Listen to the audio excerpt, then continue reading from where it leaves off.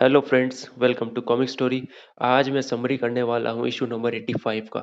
Issue number 85 मेरा काफ़ी favourite है। उम्मीद है आप सब लोगों को भी पसंद आएगा। ये मेरा फेवरेट क्यों है? क्योंकि इसी इशू में सबसे पहली बार लोकी को इंट्रोड्यूस किया गया था। और हम जल्दी से स्टोरी स्टार्ट करते हैं। कहानी की शुरुआत में हम देखते हैं कि हमारी दुनिया के परे एक और दुनिया है जिसका नाम है एसगार्ड, जो कि नॉर्स गॉड का महल है, जहाँ पर बाइफ्रोस्ट पृथ्वी और एसगार्ड को आपस में जोड़ता है। एसगार्ड के सुनसान जगह में एक पेड़ है जिसमें लोकी गॉड ऑफ मिस्चिफ को कैद किया गया है। वहाँ लोकी सोच रहा है कि कई सालों पहले गॉड्स ने उसे उस पेड़ में कैद किया और वह तब तक उसमें कैद रहेगा जब तक उसके बुरे हालात पर कोई आंसू नहीं बहाता। पर लोकी के लिए कोई आंसू नहीं बहेगा क्योंकि सब उसकी शरारतों से परेशान थे। इतने सालों से पेड़ में कैद रहने से वो उस पेड़ को कंट्रोल करने लगा। तभी उसे हेमडाल आते हुए दिखाई देता है और लोकी उस पेड़ की एक पत्ती गिराता है जो हेमडाल की आंख में जाके गिरती है, जिससे हेमडाल की आंखों में जलन होता है और एक आंसू गिरता है। इसी तरह लोकी पेड़ से बाहर आ जाता है। लोकी कहता है, आखिरकार मैंने अपने शैतानी दिमाग की वजह से खुद को आज़ाद कर दिया। अब मैं उससे बदला लूँगा जिसकी वजह से मैं इतने टाइम से कैद था, और वो है थॉर, गॉड ऑफ थंडर। तभी लोकी को पता चलता है थॉर एसगार्ड में नहीं है। लोकी कहता है, पर मैं उससे उसके हैमर की हेल्प से ढूंढ लूँगा, क्योंकि मैंने कैद होने से पहले हैमर पर मैजिक लिंक किया था। आप लोग मैजिक लिंक को एक तरीके का जीपीएस समझ सकते हैं, और अब मैं उसी मैजिक लिंक का यूज़ करूँगा। फिर लोकी को थॉर का हैमर दिखाई देता है। लोकी देखता है थॉर एक हॉस्पिटल में अपनी पावर से पलंग को हवा में उठाकर छोटे बच्चों को एंटरटेन कर रहा है। लोकी कहता है, थॉर सबका भला करता है सिवाय मेरे। खैर, अब मेरे पुराने दुश्मन को सरप्राइज मिलने वाला है। तैयार हो जाओ थॉर, मैं आ रहा हूँ। फिर लोकी बाइफ्रोस्ट की हेल्प से एक सेकंड में अर्थ पर अपना बेस बदलकर पहुंच जाता है। कुछ देर बाद लोकी अपने इंसानी रूप में उसी हॉस्पिटल पर पहुंच जाता है जहां पर उसने पहले थॉर को देखा था। नर्स कहती है, हाँ थॉर यहाँ पर आया था, पर अब वो कहाँ गया है मुझे नहीं पता। बाहर आकर लोकी सोचता है कि अगर मैं फिर से मैजिक लिंक का यूज़ करूँ तो सबको पता चल जाएगा मैं कौन हूँ। तभी लोकी को एक आइडिया आता है कि अगर मैं यहाँ पर लोगों को डिस्टर्ब करूँ तो थॉर ज़रूर आएगा। अब आप सबके लिए एक नोट, लोकी अपने मैजिक से किसी की भी बुराई को बाहर निकाल सकता है।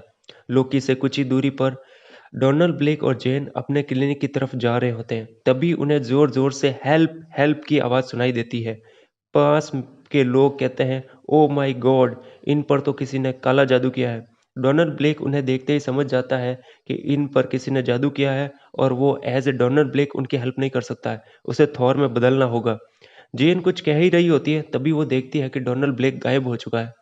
फिर डोनाल्ड ब्लेक खुद को थॉर में चेंज करता है और भीड़ में खड़ा लोकी सोचता है, एक छोटा सा जादू किया और द ग्रेट थॉर खुद दौड़ा चला आया। उन लोगों के पास पहुंचकर थॉर कहता है, अगर मैं अपने हैमर को तेजी से गोल घुमाऊं तो इसमें से एंटी मैटर पार्टिकल निकलेंगे। फिर थॉर अपने हैमर को फैन की तरह तेज घुमाकर एंटी मैटर पार्टिकल्स की बौछार करता है। एंटी मैटर पार्टिकल्स वापस उन्हें उन लोगों को अच्छे इंसान में बदल देता है। सभी लोग थॉर को थैंक यू कहते हैं और जेन कहती है, तुमने तो कमाल ही कर दिया। इतने में लोकी थॉर के पास आकर कहता है, हेलो थॉर, काफी टाइम हो गया है ना। थॉर कहता है, क्या? लोकी कहता है, लगता है तुम्हें कुछ याद नहीं आ रहा है, शायद इससे तुम्हें कुछ याद आ जाए। और बूम, वो अपने असली रूप में आता है। थॉर लोकी कहता है, अब कुछ याद आया, तुम ही ने मुझे उस पेड़ में कैद किया था और अब मैं अपना बदला लेने वापस आया हूँ। थॉर जोर से चिल्लाता है, लोकी। अब यहाँ से स्टोरी का सेकंड पार्ट स्टार्ट होता है। थॉर को याद आता है लोकी गॉड ऑफ मिस्चीफ सबसे चालाक और शैतान गॉड है। लोकी थॉर से कहता है, मैं तुम्हें लड़ाई के लिए चैलेंज करता हूँ। बोली जेन को लोकी हैंडसम और रोमांटिक लगता है। लोकी फिर थॉर से कहता है, चलो थॉर, ऊपर हवा में लड़ते हैं, और कारपेट पर खड़ा होकर उड़ने लगता है। थॉर सोचता है, मेरे पास और कोई रास्ता नहीं है, मुझे इससे लड़ना ही होगा। फिर थॉर अपने हैमर को गोल घुमाकर ऊपर हवा में जाता है। लोकी सोचता है, सब कुछ मेरे प्लान के मुताबिक ही हो रहा है, वो मेरे पीछे आ रहा है। थॉर जैसे गॉड को सिर्फ मैजिक से नहीं हराया जा सकता। लोकी थॉर को हवा में एग्जैक्ट उस जगह पर बुलाता है जहां पर उसके हैमर से सन का रिफ्लेक्शन उसकी आंखों में गिरता है। लोकी सोचता है, सन के रिफ्लेक्शन और अपने जादुई मंत्र से मैं थॉर को हिप्नोटाइज कर दूंगा। लोकी थॉर से कहता है, तुम्हारी आंखें भारी हो रही है और तुम्हें नींद आ रही है। थॉर भी यही रिपीट करता है, मुझे नींद आ रही है। लोकी कहता है, अब तुम मेरे वश में हो और तुम मेरा हर हुक्म मानोगे। थॉर कहता है, जी हुजूर। तभी लोकी को आइडिया आता है कि वो थॉर को से अपनी सारी शैतानी हरकतों में यूज करेगा।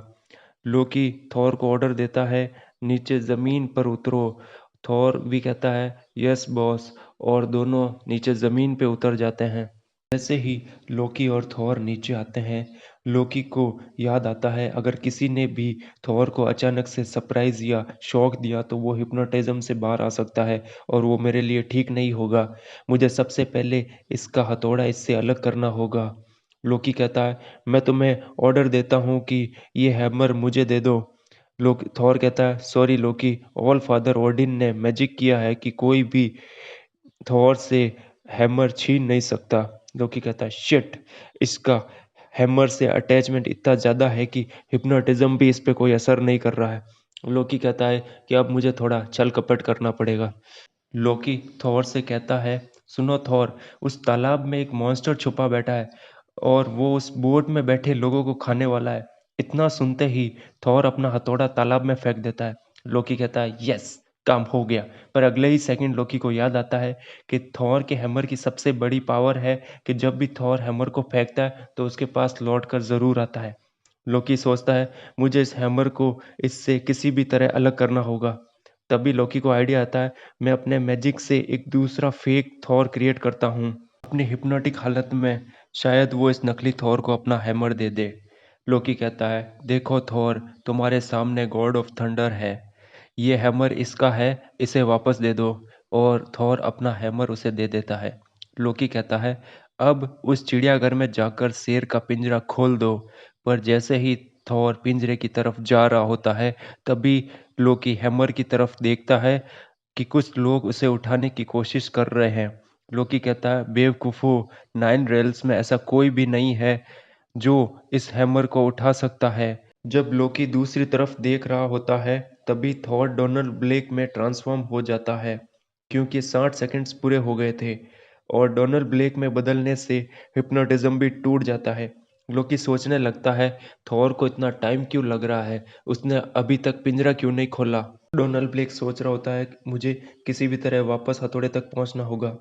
उन लोगों के हाथ हथौड़ा खींच खींच कर दुखने लगते हैं। तभी वहां डोनाल्ड ब्लेक पहुंचता है और कहता है, मुझे ट्राई करने दो। वो लोग कहता है, जब हम लोग इसे नहीं उठा पाएंगे तो तुम क्या कर लेगा। पर जैसे ही डोनाल्ड ब्लेक हथौड़े को टच करता है, एक तेज लाइट चमकती है और डोनाल्ड ब्लेक वापस थोर में चेंज हो जाता है। थॉर लोकी से कहता है, चलो अब हम अपनी लड़ाई पूरी करते हैं। लोकी कहता है, अच्छा तो तुम हिप्नोटिज्म से बाहर आ गए। इतना कहकर लोकी अपने मैजिक पावर से कबूतरों पर उड़ जाता है। थॉर कहता है, अच्छी चाल है लोकी, पर मुझसे नहीं बच पाएगा। थॉर भी उड़कर लोकी का पीछा करता है। फिर लोकी नीचे एक ड्रामा थिएटर की भीड़ में लैंड करता है। थॉर कहता है, इतनी भीड़ में लोकी से लड़ने से किसी को चोट लग सकती है।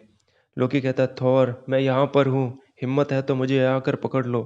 थॉर डिसाइड करता है कि वो बिना हैमर के ही अपने हाथों से लोकी को पकड़ लेगा।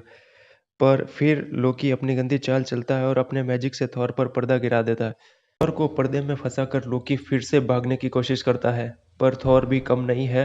वो एक फूंक से पर्दे को उड़ाकर फिर से लोकी का पीछा करता है और लोकी एक सबवे टनल में घुसकर भागते भागते कुछ लोगों को ट्रेन की पटरी पर फेंक देता है। लोकी सोचता है, मुझे पता था कि थॉर उन्हें बचाने जरूर जाएगा। पर जैसे ही थॉर ट्रेन की पटरी पर उतरता है, ट्रेन पहुंच जाती है।